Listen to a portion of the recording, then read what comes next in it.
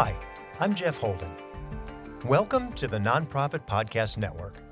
Our purpose and passion is to highlight a nonprofit organization in each weekly episode, giving that organization an opportunity to tell their story in their words to better inform and educate the respective communities they serve, as well as provide one more tool for them to share their message to constituents and donors. Our goal is to help build stronger communities through shared voices and to both encourage and support the growth of local nonprofit organizations through podcasting. Thanks to our founding partners for their foresight in helping us transform the way conversations start. CapTrust, fiduciary advice for endowments and foundations. Runyon Saltzman Incorporated, RSE, marketing, advertising, and public relations creating integrated communications committed to improving lives. And Western Health Advantage, a full-service healthcare plan for individuals, employer groups, and families. For the month of May, I've chosen to do something a bit differently with our episodes. We all know the significance of mothers and children. With Mother's Day in May, I've chosen to use the full month to highlight organizations supporting moms and their children in our community. If you like this thematic approach, feel free to let me know through the link on the website. Enjoy the episode. For the most part, I would be comfortable saying the majority of us love our parents, plural, a mother and a father. But that's not true for everyone because they come from a single-parent household, most likely a single mom. Over 25% of the Sacramento County households are headed by single mothers. That's easy math. 1 in 4 homes. Nearly 42,000 households. Now, that's a lot of single mothers, and supporting single mothers is crucial for fostering family stability, economic empowerment, and community well-being. Numerous local organizations and programs are dedicated to providing comprehensive assistance to single moms and their children. Single mothers are a force to be dealt with, and they're a force that needs support and consideration. How does a single mom get to work with young children? Well, that's a daycare issue. How does a single mom learn and grow professionally when she's the sole income for the household, not to mention cooking, cleaning, and caring for the kids' extracurricular activities? Well, that's a workforce issue. How does a single mom find community that can address both her needs while not having to abandon the children? Well, enter Tara Taylor, founder and executive director of Single Moms Strong. Herself a single mother, the program was born out of her own personal experience, and what a story it is. Tara Taylor, welcome to the Nonprofit Podcast Network. Thanks so much for having me, and thanks for doing this for our community. I'm so excited to speak with you because single moms are such a significant part of our population, and the necessity for them to do a good job is even that much more important. Absolutely. So let's get into this conversation. Typically what we see with organizations serving specific niches like you do, single moms, is that they're born out of personal experience. And I know that's the case with you, but everybody else doesn't. Sure. Would you walk us through what prompted you to embark on such a task? Yes. I was married and divorced very young. I had a daughter at the age of 20 and, just matured much more quickly than her father did at that stage. And we grew apart, and I had a sense of responsibility over the well-being of my child, as every parent does. Sure. And so I really focused on building my career and being present for my daughter. And the way I could do that was entrepreneurship. So I was very successful in my professional life. And despite having financial resources, I still found single parenting extremely challenging. So there were many points throughout my parenting where I felt like, why is this so hard? And how could we make it a little easier for young moms coming behind me? And so as those moments stood out, and once my daughter left for college, I thought perhaps I could use my life experience and my business experience to make a difference for other moms. You went from 0 to 18 years old in about 30 seconds. Yeah. Well, what I can say is it was a very long, hard journey in a lot of ways. I remember the moments like waiting at the mailbox for a child support check that didn't show up. Mhm.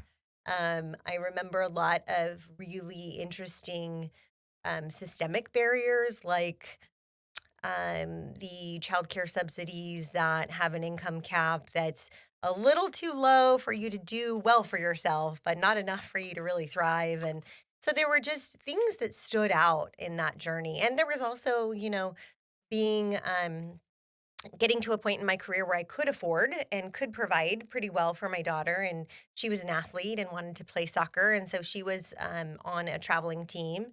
And I was the only single mom out there. And there was a lot of moments where I felt really the stigma around single parenting. This is only 25 years ago. So you would Mhm. think people would have been more evolved, but there was a lot of judgment. So those different things, different pieces of my journey where I just thought that, this isn't right. And um, the bottom line is that every single mom is just like every other parent. They want the best outcome for their child, Mhm. right? And most of us didn't get here by choice. And, so what can we do to remove the barriers to their success? And so that's what really Single Mom Strong is about. And to your point of you're working a full-time job, Hmm. and yours was not a 9 to 5. It included weekends, real estate, and Yeah. all sorts of activity, not to mention you're playing coach Mhm. with your daughter's team. I mean, the demands on the time of a single parent are tremendous, Yes. and the pressure of knowing that the financial side of things has to be taken care of as well. Yes. S Yes. I got my associate's degree first, and I did that by studying 3 hours a night when I put my daughter to bed. So 9 to 12 was school for me. And then I got my real estate license the same way. Then I got a broker's license the same way. But it was also, like being on the soccer field, taking a business call, just managing things however I could. The great thing about that was I had a child and a mortgage, and I had to provide, so I did. Mhm. And for me, that was motivation enough. Not everybody's fueled the same way I am, of course, um, but it really spurred me to do well for myself, which is great. But it was a lot of competing priorities all the time. And that's true for every single parent. You have to be the breadwinner and the disciplinarian and the teacher and the friend and, make the meals. And it's so much responsibility. And many single parents don't have a lot of support. Maybe not good examples. My own parenting, my mom was like the worst example of a single mom. I had 7 stepdads in my course of my growing up. So, I knew what not to do, Mhm. but I didn't have a support system and I didn't know what to do other than, just keep moving forward. Well, fortunately, she did something well enough to get you to where you are today, so Yes, the there was fair. something was in there, Self-motivation. right?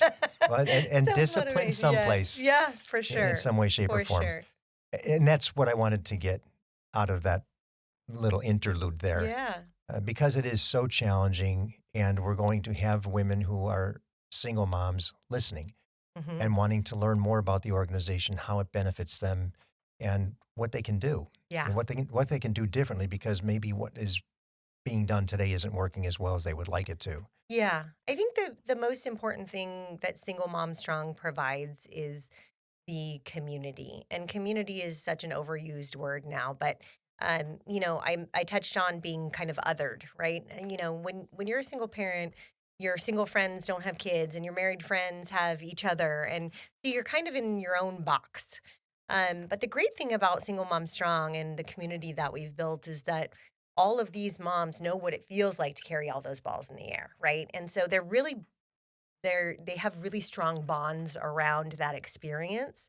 And it gives you someone to lean on, right? So if you don't have a lot of support, now you have someone who speaks your language. And 1,300 someone's now because we have 1,300 moms locally that are involved in the community. Yeah, which is Um, amazing to me, that number. yeah, it is amazing, and it's also like a drop in the bucket. There are 140-ish thousand single parent households in our region. Yeah, I remember you saying that, and if I'm not mistaken, 26% of our kids are parented by single moms. That is correct. That's 33% by single parents, so 26% are moms specifically. wow. Yeah.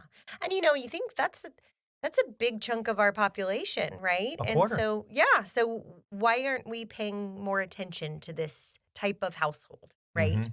It's not going anywhere, hasn't gone anywhere. It's been around that percentage for many, many years. Um, and, like I said, most single parents, they just want the best for their kids, their parents, right? And so, since that's such a big segment of our future, what can we do to bolster the outcomes for that type of family? So in 2017 is when you decided you're gonna start something. I did, yes. You could ask my daughter's godmother. Apparently, I called the name out 10 years before that. I had said It's single mom a strong. great name. Thank It is you. a great name. Thank you. So there were pieces coming along the way. And finally, when, like I said, my daughter left for college and had all those free Saturdays because no more soccer games, I knew I could use, you know, my business experience plus this lived experience to make a difference. And so I started with Holiday Adopt a Family. Mhm. I love Christmas. I love giving. And I also remember, I told you there's like things that stick out in your journey as a single parent. And I remember the hard years where, you know, I want to give my daughter everything and I just can't. Mhm. Right. And so when you're a struggling, not even struggling, but just barely getting by single parent, something like a holiday can be really challenging. And so we started with Holiday Adopt a Family, really just to pour some love into some single parent families. We learned a lot in that first year. We adopted two families. Now, last year, we adopted 74. So you still do the program. Yeah, every year. Yes. 74 families. Yes, Wow. and we do it a lot different. Single mom strong is what the name implies. So it's very much about uplifting, about pouring into people who are lifting themselves up as well. And so we don't let things feel like charity. We call our center the Empowerment Center for a reason. People, come use our free clothing closet, but they get personal shopping appointments, and so everything is from a perspective that's built to really bolster their confidence. So holiday adopted family is the same thing. We don't, have you walk through and pick one toy. We wrap the whole family in love. They have a meal, mom gets gifts, the kids get needs and wants. And it's been beautiful that, the donors are matched with the families given parameters of their choice. But then they get to know the family through their letter and application. Mm. And we've had custom skateboards made for kids and, just really cool holiday love. Special gifts. Absolutely, and that really makes a difference. Oh, absolutely. And they recognize the interest. It's Yes, not, I'm just not getting some. No, somebody took an interest in me. yes, Somebody cared. yes, Somebody actually cared. yes. You touched on some of the programs. Let's go there because you made it through a pandemic Mhm, when you were just starting out. mhm. And that's a big deal in itself just to survive the pandemic. Yes. I'm sure that was a little bit of an eye-opening experience. Yes, it was. But We started in 2017, like you said, and we opened our building in 2019. So the oh, first couple of geez. years, yeah, the first couple of years we were just hosting these events to connect moms and kids, right? Uh-huh. Giving them opportunities to spend meaningful time together. And after we built the community significantly, then it was time to build out the programs and services. And the most important one to me initially was early childhood education and childcare because they for so many reasons affect that family from both a child's Mhm. perspective and mom's. Mom can't continue to grow in her career if she doesn't have solid childcare, and or if the subsidy keeps her in a low wage role. Right. So there's Exactly, so which many is one of the pieces to challenges that. because there's some great programs out there, but they're capped. Yes. And as soon as you succeed, Yes. you lose Yes. because Exactly. you get to the income level. Now you have to pay for childcare, Yep. and the childcare brings you backwards Yes. You below get it. where you. Oh, I hear it Yes. from so many people who have Yes. sat in that chair, and Yeah. it's we're missing something. Yes. Yes. So it is a very broken system. And for that reason, I was really determined to gather the right people to create a program that works. Mhm. So we opened the Empowerment Center in 2019 and started hosting Empower Me Preschool, which is 35-ish% lower cost. Specifically And caters by to lower the cost, meaning 35% less expensive than regional average traditional. tuition. Okay. Yeah. Um, specifically meets the needs of children of single parents. So, for example, we talked about kind of the gaps, right? Mom has to be all these things, wear all these hats. Well, she might not get to read to her children or child every single night or as much as she would like. And we all know the correlation between literacy and success in life, right? So, in our center, we read to our kids 5 times a day minimum Mm. and just trying to fill that gap. So those kinds of things, having trauma-informed care providers, understanding that this child might have switched homes on Monday morning. So maybe that's why they're having big emotions and giving them space for that. So our centers were created for these kids and also significantly lower priced. But we also made a commitment to be open every day that school is closed. So not only do we have our ongoing preschool program, but we have a childcare program for school age kids. Because if you're a working mom like I was, if summer's 10 weeks long, how do you go to work for 10 weeks? Correct. Right. And so that was a real challenge for me. I used to take my daughter to the city parks programs, but they would end at 3 o'clock. And Mhm. so, how do you continue your full time position? So knowing that, we made this commitment to the community. We are open every day, school is closed. And then school was closed for 15 months. Oops, And didn't see yeah, that coming. no, no, no, we thought it was going to be summer or, spring Right. break, summer break. But it was like the magic happened because essential workers were able to go to work. We had people coming all the way from Elk Grove to use our childcare because they had nowhere for their kids to go. And I'm a nurse, I have to go, right? Mhm. And so it was a beautiful and incredibly difficult time.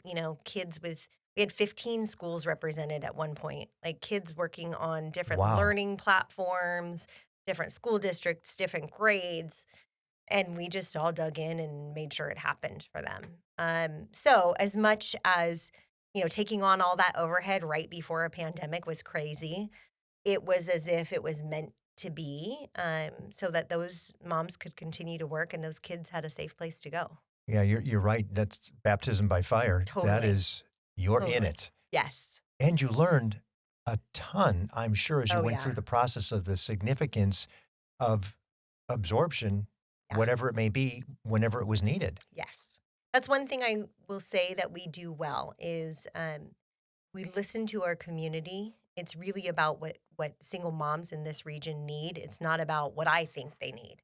Mhm. I think sometimes nonprofits get really siloed in, their mission, their way. And what we've done is really adapted, and we've been nimble, right, in that way. And it's worked well for us. We'll continue the conversation of resilience, perseverance, and success of single moms with Tara Taylor of Single Mom Strong right after these words from those who make our program possible.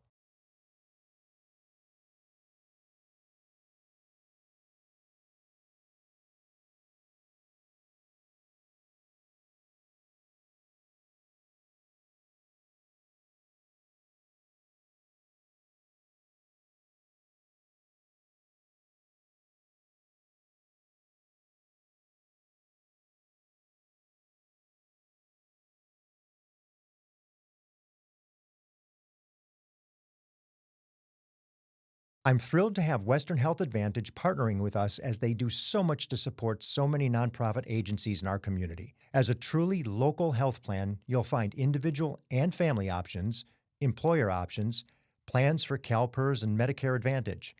From medical services to pharmacy, health and wellness support, as well as behavioral health care, Western Health Advantage has a plan that fits what you need. As an employer, for profit or nonprofit business, individual or family, you can find more at westernhealth.com.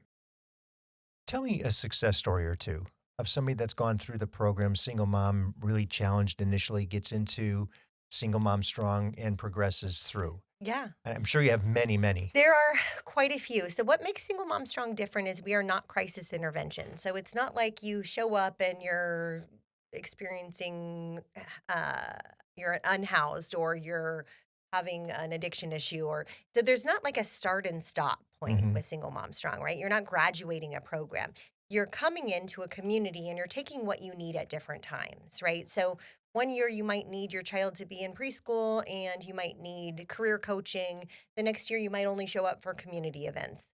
Um, but what's great is over the years, now we see what the cumulative effect is on a family, right? And so there are some that stand out, like particularly one who has become a friend of mine. She was really challenged during the pandemic because she wanted to become a nurse. She was finishing a nursing school and wanted to become a nurse. She was also the sole provider for her kids and was really challenged with, is it quote unquote safe for me to do this job I've really wanted to do? And I feel responsible because now I have the training to do the job I really want to do, but I have to be here for my kids. What if I were the one to get sick? And so this really heavy choice, right? Hmm. She did career coaching with us. She did go on to become a nurse. She was completely fulfilled by her effort during the pandemic. Her kids were with us for the break camp, so that she could go to that work. And now, years later, she has a tattoo of our logo on her arm because it reminds her of her strength. And that to me, I think is so. I went with her. I went with her because she reached out and she was like, "Can I tattoo your logo?" And I was like, yeah, let's go. How neat is But that? just the fact that it impacted her life to that degree, to where she wanted, it on her body as a memory, is really amazing to be a part of. And Hmm. then we have the kids, and the kids, I could name 1,000 kids stories, but we support our kids in a lot of ways. We have a men's mentoring program, which is positive male influence in the life of children of single moms. We have the preschool, we have the childcare, but they're coming in and out of our center over years now. They might be there for childcare because mom's going to mom's night out, or they might be there because it's summer break, or, men's mentoring, whatever. But there are these kids now that have 6 years of single mom strong. And for example, at Valentine's Day, I had a child who was going to the back to make a Valentine for her mom. And one of the options was to like decorate a picture frame because we take a Hmm. picture. And she decorated a picture frame for her picture with me and came out and said, "Can we take a picture so I can put this in my room?" And those things really, really are touching Hmm. because this child is quote unquote at childcare, but it actually feels like family. And Hmm. that I think is really powerful. And I would imagine the children that go through the process of childcare over years bond Yes. like They're anywhere a else. community They too. are a community Yeah. unto themselves. Yeah. It's really cool to see them come back. So, winter break, spring break, summer break, it fills completely every time. And it's usually, 75% kids who were here previously. And so they're coming back to their crew, right? And Right. their COVID crew and their last summer's crew. And so they're their own community as well, which is really cool. In the childcare realm, how many children are you dealing with on any given day? Between two locations, we're licensed for 102. Okay, And so it just depends on the day, what's going on. but that's a Our significant number. Yes, yes, and in my dreams it'll be 500 at a time, We're going but to one get step there. at a time. Hold that thought. Hold that thought. So, the one thing we didn't touch on is the clothing closet that Clothing you've got closet. as well. And I think it's important just so people know that you also do have the ability. So you help them, you coach them, they're empowered, they get the job. Oh no, Hmm. I don't, I can't afford the clothes right now Yes, to do what I need to do. yes. That is a really big piece, and I think, you, you take for granted, right? Like, "Oh, I have a job interview, let me go buy a new blazer." Not everyone can do that, and Correct. it's a really powerful piece of your confidence as well, right? When you can walk in feeling good Right. about yourself. So that to me was the last piece. That was the final piece of our career advancement programming. So we do career exploration, which gives women information and access to industries that are growing and have high income potential because we recognize that single moms get trapped in low wage roles. That's step one. Step two, we do career coaching. So one on one coaching sessions that give mom really dedicated time that is about a single parent getting this job, right? Not just a random person, but how does Hmm. my family function with this job, right?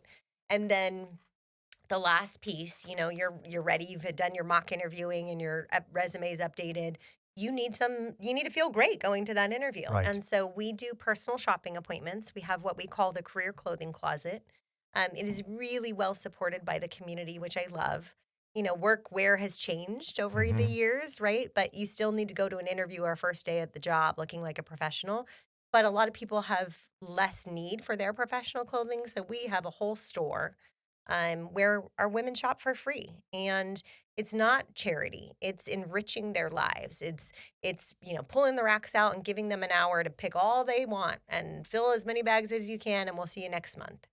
And that's an easy thing for somebody who's listening because we know the listener tends to be a professional, in many cases, leadership in nonprofits Hmm. or philanthropic giver, and they're interested. And so many times we just bring it to a place Yes. that happens to be convenient, but this goes to a really relative cause. Yeah. So for those professional women who happen to be listening, we Yes. know you get dressed up. We see you at the events. Uh huh. Please think of Single Mom Strong for this opportunity to give those clothes to somebody who could really, really use them for a purpose when it's time Yes.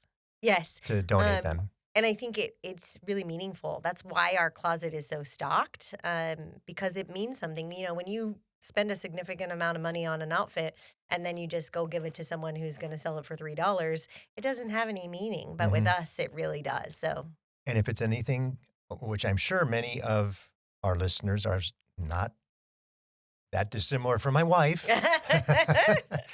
there's a rotating closet yeah. of clothing Yeah. that is good stuff. Yes. Yes, and what is really great, I am all about collaborative relationships, and what's really great is whatever we don't use, we then take to women's empowerment, which is another great women serving agency Yep. in our community. So nothing gets wasted. And you just segued into the next question because collaboration is important, and I can see so many places you can touch. I mean, you're dealing with children, you're dealing with childcare, you're dealing Mm. with the moms and employers. Who are some of the people that you collaborate with? There are so many. From a lot of different perspectives. So, the first thing that comes to mind is our early childhood educators. It's really, really important to me. I'm addressing this concern from a lot of different angles, and it's really important to me that we are creating trauma informed educators, and that we are pouring into early childhood educators, which are the lowest wage earners of all educators, Hmm. and giving them the tools to really deal with this generation of children. So we partner with the ECE apprenticeship program with the city of Sacramento, which is ECE is early early childhood childhood education. educator, where they get free education in exchange for work experience in our Hmm. sites. We also partner with Cristo Rey High School, another Very familiar with it. yeah, another organization that does great work, and they are our interns in our program because one of the things that makes our program so great is lots of hands, lots of hearts, right, and lots of different perspectives. So having the high school interns that want to play with our kids and it's really beautiful to see. So those partnerships are excellent, and then from the other direction, as I think I touched on in the beginning, there are lots of crisis intervention programs in Sacramento, not a lot of long term resources. Hmm. And most of the crisis intervention programs have an endpoint, right? You graduate or your time's up or whatever the case is. But many of the people who come out of those programs are single moms, and they still need community. They still need connection and resources, and they might come out of those programs often with, entry level job skills. Hmm. And we are the next step. And so we collaborate with all of the organizations serving unhoused women, St. John's program, Women's Empowerment, Weave. And then we partner with a lot of the family serving organizations. And just really trying to be that next step in community for people after the crisis and hopefully avoid the crisis altogether in the future. That's exactly what I wanted to hear. And I expected to hear because the organization's been successful. You're not doing it alone. Yes. And you're a feeder and a resource, a support mechanism. It's a 360 for all of you, Yes. in the space. Yes. The Yes. I came from for profit, right? And so I didn't know what I didn't know about nonprofit. And when I surprise. yes, and it was a surprise, especially through a pandemic. But um what I found, unfortunately, and not across the board, but at first was kind of a closed door feeling and more of a need to like maybe protect a donor base or intellectual property or something, but it didn't feel very collaborative at first. And to me, we're in the business of helping people. We should be helping each other. And I think there's been a real turn post pandemic, which I'm so happy to see, where organizations are recognizing like we can't survive without each other. Um, and not only that, but we are better together, Mm-hmm. right? And so I love seeing the emphasis on collaboration and the grantors and supporters who are pouring into collaborative relationships because we are so much more powerful together. So I'm really proud of the collaborations that we do on small and large scales. You know, even our summer camp. Our summer camp for our school age kids is true summer camp. So they have that pool day, park day, but we bring a collaborator in every week. So 916 Inc. or Sac History Museum, so Mm-hmm. that our kids have unique experiences, but they're still only, mom's only paying $99 a week for full day childcare. Mm-hmm. So even those collaborative relationships, you know, it's one 90-minute visit from another nonprofit, but it makes a huge difference for these kids. And it's exposure to the other nonprofit. It's Exactly. beneficial all the way around. Exactly. Yeah, that's wonderful. Yeah. Funding. Let's talk a little bit about how the organization's funded because you have approached it a little bit differently. Yes. And I would say today to your benefit. Yes. Yes. Like I said, I didn't come from nonprofit, and riding the grant cycle wave was crazy to me. Mm-hmm. So, you know, it was really important that we created something sustainable. So what we've built is kind of the opposite of what how most nonprofits function. We are 80/20 fee for service, meaning 80% of our income comes from the tuition for our preschool. Um, that seems crazy because it's 35% lower cost, but that tells you how much the supply and demand issue Mm-hmm. really affects preschool costs because it does not cost what people are paying. You were just going to answer that. That was going to make that statement saying means it can be done It can be for done. It's been less. done for 5 years as we've been voted best of citrus sites last 4 years in a row. So it's done. It's done well. It's done much less expensive. Mm-hmm. That said, that's what keeps our lights on. And then the other 20% is grants, donations, sponsorships, which to me just means so much opportunity because if we have, you know, higher grants, donations, and sponsorships, then we can just do more, right? It's not Mm-hmm. about sustaining, it's about improving and growing. And here we are 8 years into your organization, and you are pushing toward the $1 million mark, Mhm. which is incredible. That's that's a lot. It's a lot. It's a lot all the way around. Mm. How many people do you employ? 14. It Okay, might be 15 now. ish. Okay, close enough. Let's take a minute to share the vision. You Mhm. mentioned started down that path, but if I had a blank check for you and I said, you know what, Tara, if you give me the right answer, this is yours. What would it look like? What would you do if money were no object? When money is no object, I'm putting that out in the universe.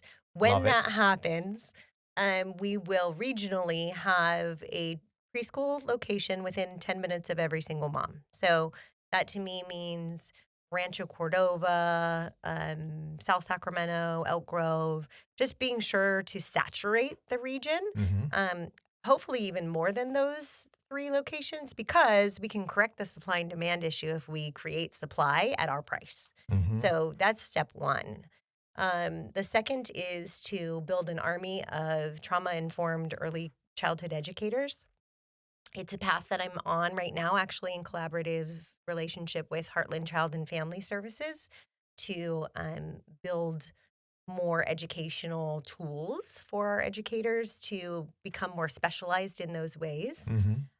And then finally, it's to have at least one more chapter of Single Mom Strong. So what I think we've created here is the model of what Single Mom Strong could be in any city. And so to duplicate that effort in another city and show that this is something that can be duplicated. Oh, if you could And scale it, how wonderful yes, would that be, right? yes. And then I'll pass it off to other strong single moms in other cities Mm-hmm. and let them, you know, make their own magic. But just to know that we can write the manual on how to get this done within my lifetime, that's the goal. That's wonderful. Thank you. That's wonderful. And childcare is always going to be a need, Yes. regardless of if we cured divorce or Right. we cured, school issues, or, whatever that is, the Yes. greater problem that causes some of the issues that we have to deal with. Childcare is not going away because parents work. Yes. I think the pandemic, good and bad of it, right? But one thing it did do is really explain to everyone how important childcare is, right? Right. And um, while that's fresh in our memories, we need to do something Hmm. because childcare impacts it is the reason that that people get stuck in lower economic status Hmm. for generations, right? Yeah, it sustains a cycle that we would prefer to break. Absolutely. Absolutely. And at the same time, it's something that's really fairly easy to solve. Hmm. And so if we really look at just the very small changes that need to be made to truly make something universal, Yeah. because I hear this universal pre-K thrown, and like that's not universal. If my child is in school from 9 to 12, who's picking them up at noon Hmm. if I work, right? So that's not universal. So if we just took apart the broken system and made it work for everyone, we'd all be so much better off. Hmm. So childcare, I'm hugely passionate about because it wouldn't be hard to fix. Back to reality, Mhm. and you're dealing with your day to day. What's the greatest need? The greatest need. Well, funding, of course. I think that's every nonprofit's greatest need. Yeah, it's nothing that money Probably won't fix in many cases. right, right. Male mentors. That is a program that is magic, and it's a really low lift, right? There's no special skills required. It's 2 hours a month of volunteering, and it Just dramatically 2 hours a changes. month? That's it. Dramatically changes children's lives. It is a commitment. So we need positive male influence in the life of children of single moms. You're working Hmm. to reverse some of the abandonment they might feel from the inconsistent presence of a male figure in their life. And by showing up every single month, that negates some of that abandonment that these kids are feeling. So it's not a hugely difficult thing to do. It is a commitment. It's Hmm. 10 months commitment. But if I had more male mentors, just the self-esteem change that I see in these kids, I Hmm. mean, it's hugely powerful. Well, and sometimes in the mentors too. Yes. They learn Yes. something that they didn't expect to have Yeah. learned from those children. Yes. The mentors that we have typically were raised by a single mom or their kids have grown and they're empty nesting now. But they get just as much out of it as our kids do for sure. I'm envisioning another, like a big brothers, big sisters. Where's the big Yes. brothers who might be able to support that need? Yes. If they've Yes. got the bigs, Yeah. you've got the littles. Yeah.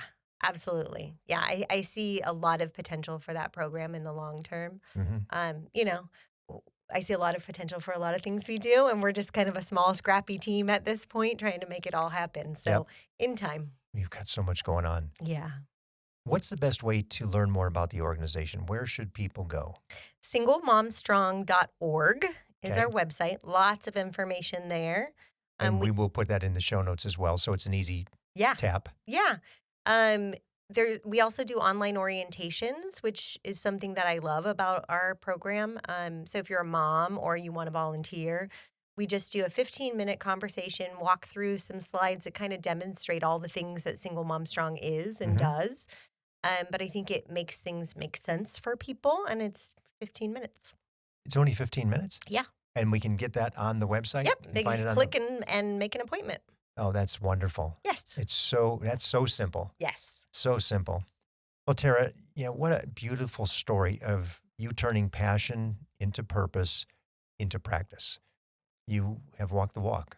Thank you. You've been there, and you are now doing something that's not only making a difference, but it's fulfilling what you want to do and touching so many different lives of children and single moms that are so important. And the astounding number that we've got, Mm. thinking it's 1/4% of the uh, population of parenting out there, Yeah. is a great need. So in so many ways, thank you to your team of 14, 15, And whatever it may growing. be. And we're doing this as a series for May for Mother's Day. So happy Mother's Day to you as well. Thank you very much. Thank you. And thanks again for doing this. It's especially for smaller nonprofits to get the word out is so important. So I really appreciate you. Happy to do so. Thank you for listening to the Nonprofit Podcast Network. I hope you enjoyed the episode. If what you heard moved you, please reach out to that organization and do what you can to help. If you like and appreciate what we're doing to support local nonprofits, please give us a positive review, subscribe, and share. If you're a nonprofit with an interest in participating in an episode, you can reach me at jeff@hearmenowstudio.com. If you have a need for the services or products our sponsors offer, please reach out to them. Cap Trust, fiduciary advice for endowments and foundations, Runyon Saltzman Incorporated, RSE, marketing, advertising, and public relations creating integrated communications committed to improving lives, and Western Health Advantage, a full-service healthcare plan for individuals, employer groups, and families. The Nonprofit Podcast Network is a production of, is recorded at, and edited by Hear Me Now Studio.